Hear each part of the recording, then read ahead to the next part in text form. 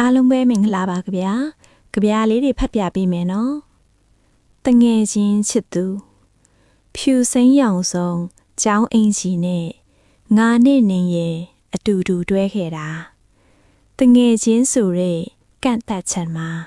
ချစ်တဲ့စိတ်ကိုအမြဲဖုံးဖိခဲ့ရသူကျောင်းဆင်းချိန်တိုင်းအတူလျှောက်ရင်းနေအပြုံးတွေငါသိမ်းဆီးခဲ့တယ်ရင်ခုန်တန်ကိုနေမတိအောင်ဟန်ဆောင်ပြုံးနဲ့အဖော်လုပ်သေးခဲ့ဘူးတာပေါ့အချိန်တွေတရွေ့ရွေ့ပြောင်းအရွယ်တွေရောက်တော့တငယ်ချင်းထက်ပိုချင်းခဲ့ပြီမဲ့ဖွင့်မပြောရဲတဲ့ငါအဖေကအခုတော့ဖြင့်ဝေးကွာချင်းမှာနီးကုန်းချုပ်ခဲ့ရပြီနင်ကလည်းအဝေးငါလည်းကနေအမှတ်တရဒီပဲရှင်ထဲမှာကြံချစ်သူလည်းမဟုတ်သူစိမ့်လည်းမဟုတ်တဲ့တငယ်ချင်းချစ်သူရဲ့နေမရှိတဲ့ကဘာမှာငါအလွမ်းတွေကအယောင်တွေမွဲလို့စာရေးသူကိုဟိန်နောက်တစ်ပုဒ်ဆက်လက်ဖတ်ပြပေးမယ်နော်